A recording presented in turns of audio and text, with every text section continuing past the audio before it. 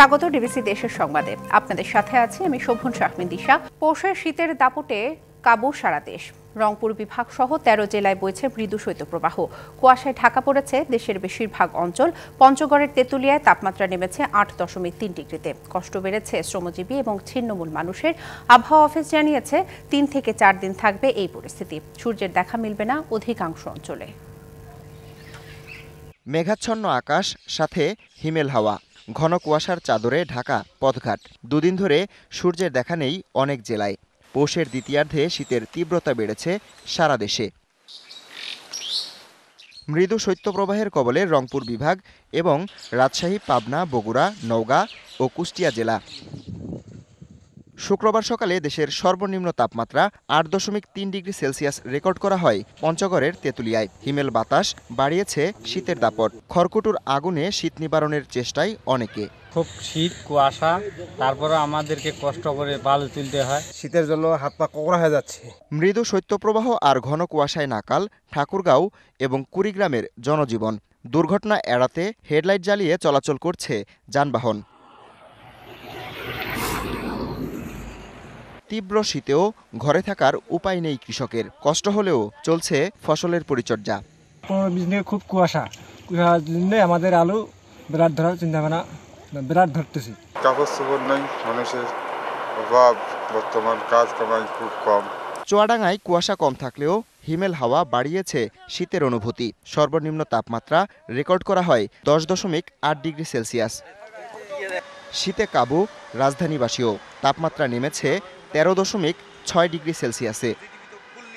আবহাওয়া অফিস বলছে শীতল আবহাওয়া থাকবে আরও 3-4 দিন। দেশের বেশিরভাগ অঞ্চলে দেখা মিলবে না সূর্যের। দিন এবং রাত মানুষ কিন্তু একই তাপমাত্রার মধ্যে যাইতে হচ্ছে এবং এর জন্য কিন্তু মানুষের মধ্যে একটা তীব্র শীতের অনুভূতি দেখা দিয়েছে এবং এই অবস্থা কিন্তু সারা দেশে কম বেশি। কুয়াশার যে ব্যাপারটা আমরা এখন পর্যন্ত যেটা দেখি সেটা আগামী কবে 7 তারিখ পর্যন্ত কম বেশি কুয়াশাটা থাকবে। এছাড়া চলতি মাসে আরও 2 থেকে 3টি শৈত্যপ্রবাহেরও আভাস দিয়েছে আবহাওয়া অধিদপ্তর। Habibur Rahman, DBC news desk. আমনের ভরা মৌসুমে অস্থির হয়ে উঠেছে দেশের চালের বাজার। দিনাজপুর এবং নওগাঁয় কেজিতে বেড়েছে 12 টাকা পর্যন্ত। এতে হিমশিম ক্রেতারা। চালের এমন অস্বাভাবিক দাম বাড়ার জন্য সিন্ডিকেটকে দুষছেন খুচরা বিক্রেতারা, আর মিল মালিকরা দেখাচ্ছেন ধানের দাম বৃদ্ধির অজুহাত।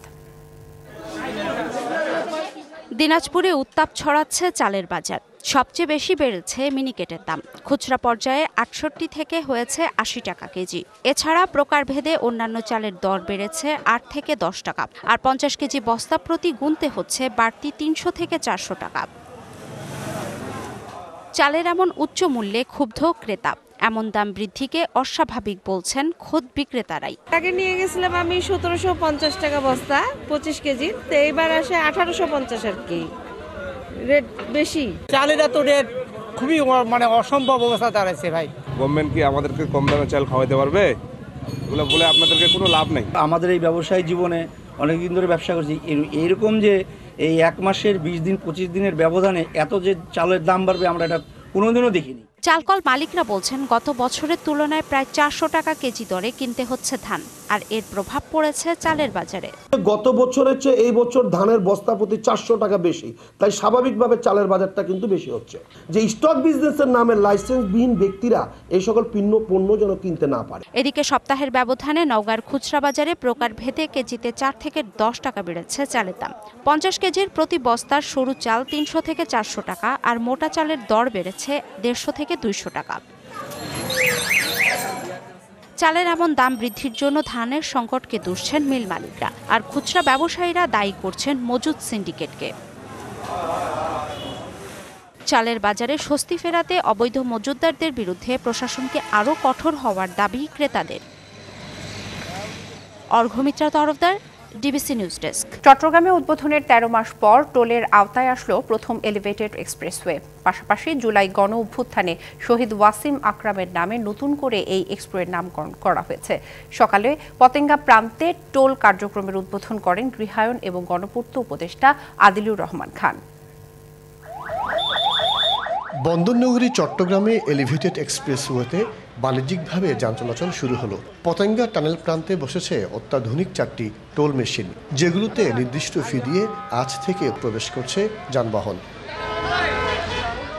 শুক্রবার সকালে আনুষ্ঠানিকভাবে এই কার্যক্রমের উদ্বোধন করেন গৃহায়ন ও গণপূর্ত উপদেষ্টা।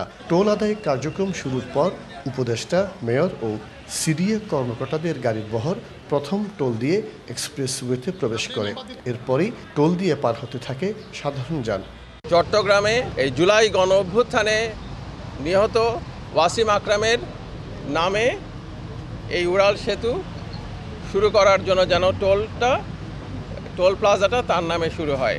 নতুন এই পথে আপাতত টোল আদায় করবে বাস্তবায়নকারী প্রতিষ্ঠান সিডিএ। মোটরসাইকেল ও ট্রেলার ছাড়া চলতে পারবে 10 ধরনের যান।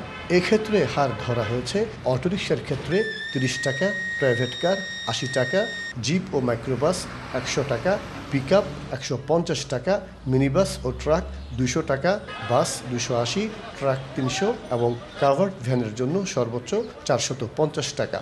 এই যে শহীদ ওয়াসিম আকরামের নামে যে নামকরণ হয়েছে জুলাই আগস্টের যে আত্মত্যাগকারী, এভাবে বাংলাদেশের প্রতিটি জায়গায় যদি তাদেরকে আমরা স্মরণ রাখতে পারি, তাহলে পরে নেক্সট জেনারেশন আমাদেরকে মনে রাখবে যে আমরা কিছু একটা করে যেতে পেরেছি।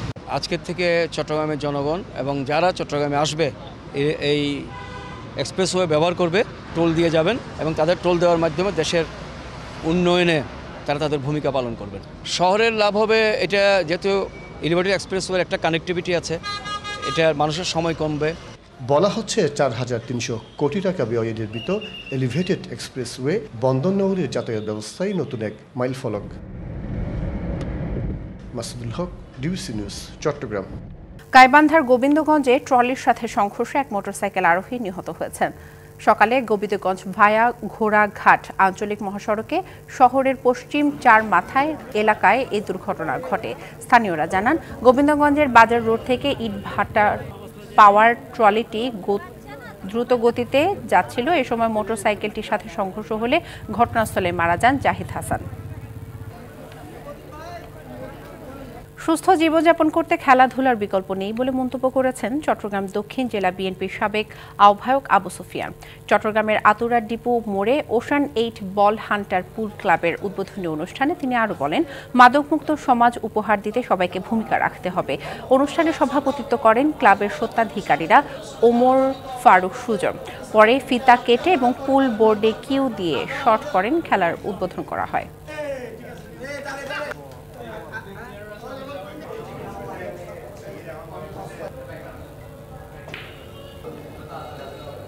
ডিবিসি দেশের সংবাদে এই ছিল এখনকার মতো। ডিবিসি নিউজের সংবাদগুলো পড়তে ভিজিট করুন dbcnews.tv আর ভিজিট করুন ডিবিসি নিউজের ফেসবুক পেজ এবং ইউটিউব চ্যানেল। ডিবিসির সঙ্গেই থাকুন।